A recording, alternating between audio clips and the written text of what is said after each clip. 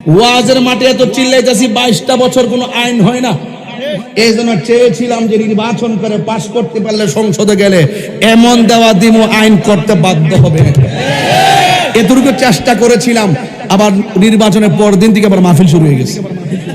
যা হবার তো হয়েছে, আপনারা তো সব দেখছেনই। হ্যাঁ, ঠিক না বেটি? ঠিক আছে।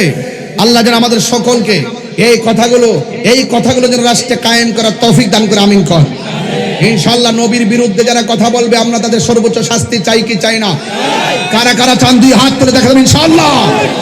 মাইক আজকে 100 মাইক ঠিক আছে, আজকে পাগলা মাইক। খুশি হইছো না? বলছি মাইক খুব ভালো, মাইকের মালিক খুশি। কি রহস্য আছে বলেন? বলছি মাইক ভালো, মাইকের মালিক খুশি। আল্লাহ কই বন্ধু খুশি, আমি খুশি। হিসাব বোঝে না, লেনা দানা বোঝে না, লেনা দানা বোঝে না। ওই যুবক ভাইরা আমার, এরপর আল্লাহ কয় ইন্না শানি আকাহুয়াল আবতার। ও বন্ধু, তারা আপনারা বলছে নির্বংশ, তারা আপনারা বলছে সন্তান মারা যাওয়ার পরে আপনার উত্তরাধিকারী নাই, তারা আপনাকে বলছে আপনি মারা যাওয়ার পরে আপনার কোনো ওয়ারিস নাই। আপনার ছেলেগুলোকে আমি নিয়ে গিয়েছি, কিন্তু এদের কারণে এরা বলেছে আপনার উত্তরাধিকারী নাই, ওয়ারিস নাই, ভবিষ্যৎ নাই। ও বন্ধু, যারা বলেছে নাই এদেরকে জানিয়ে দেন আপনি উত্তরাধিকারীহীন নয়। যারা বলছে আপনি নির্বংশ, আপনি বলে দেন ইন্না শানিয়াকা হুয়াল আবতার। নিশ্চয় যারা বলছে আপনি নির্বংশ, আপনি তাদেরকে জানিয়ে দেন আসলে তারাই নির্বংশ। কিভাবে? নবীর ডাক দেওয়ার মানুষ অভাব নাই, নবীকে মুহাব্বতের মানুষ অভাব নাই, নবীকে প্রেম দেওয়ার মানুষ অভাব নাই, নবীর জন্য জীবন দেওয়ার মানুষ অভাব নাই, কিন্তু আবু জাহেলের প্রতি কারো মায়া নাই। আবু জাহিল বলছে নির্বংশ, ভবিষ্যতে কেউ নাই। অথচ হিসাব মিলিয়ে দেখেন নবীর শানের বয়ান প্রতিদিন, কিন্তু আবু জাহিলের নিন্দার চোখে ঘৃণা প্রতিদিন। তাহলে নির্বংশ কি? আবু জাহেল। নির্বংশ কে? ডাকার কেউ নাই, উৎপা সাইবারা। এদেরকে সারা জীবন মনে রাখবে মানুষ নিন্দার চোখে। রাসূলুল্লাহকে তাজিম করে অন্তর থেকে। আশিকে রাসূল আছে না নাই? এই হলো তিনটা আয়াতের মূল কথা। বুঝতে পেরেছেন? ওয়াজের শুরু এবং শেষ বুঝতে পেরেছেন? এই জন্য আমরা রাসূলুল্লাহর শান শুনলে ভালো লাগে না মন্দ?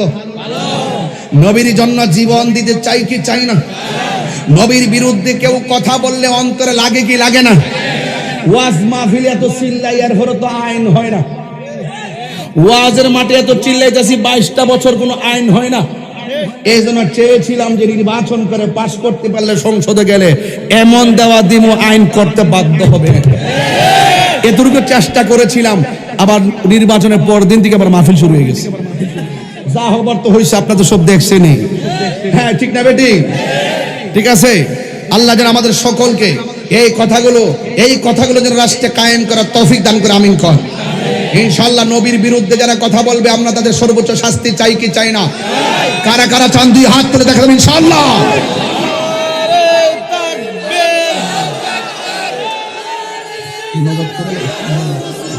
হযরত উদ্রিসা দরবার শরীফ মুফতি গিয়াসউদ্দিন তাহির সাহেব, নারে তাকবীর। হযরত উদ্রিসা রাহমাতুল্লাহ আলাইহি দরবার শরীফ। আল্লাহু আকবার। শেষ। আপনারা কি কষ্ট পাইতেছেন? একটা কথা বলে কি রাখবেন? আপনারা আমাকে মহব্বত করেন না? আমিও তো আপনাদেরকে মহব্বত করি কি করি না? যদি মহব্বত লেনা দেনা সমান সমান হয় তাহলে কথাগুলো মনোযোগ দিয়ে শুনতে হয়। একটা লোক হাত তুলে বলেন হুজুর এই কালাকেন যাই হয় কি বাবা কি তোমার সমস্যা কি বলো, একটু বলে যাও।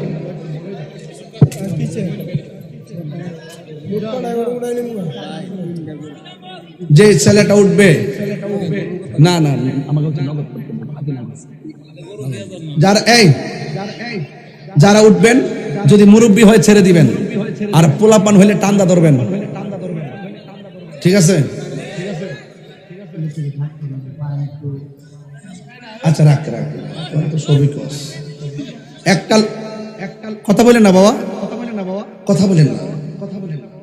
আমি প্রায় 2.5-3 মাস পরে যাই মাইক ধরছি, সেদিন একটা ফান দাও করছি আর মাঝখানে গ্যাপ দিয়েছি, একদিন আজকে আবার এখানে আইছি।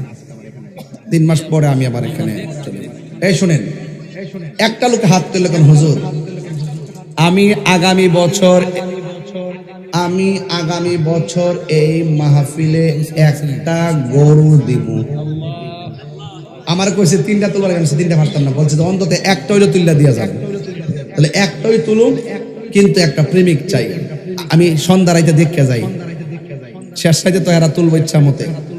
একটা লোক আসেননি হাত তুললা কোনো হুজুর আমরা বংশ থেকে একটা দিলাম গরু, অথবা আমরা যুবকরা মিললে একটা গরু দিব, অথবা আল্লাহ আমার তৌফিক দিছুনি একজনে একটা গরু দিয়ে দিব। এমন একটা প্রেমিক আসেননি সন্ধ্যা রাইতে দেউন না, একটা ডাক দিতাম মনের মতন, কে দিবেন একটা গরু? হাত তুলুন। বাজার আমি মূলত কালেকশনের বক্তা না, আমি কালেকশন করতে পারি না। কালেকশন করতে গেলে একটা রাগ ওঠে শুনে।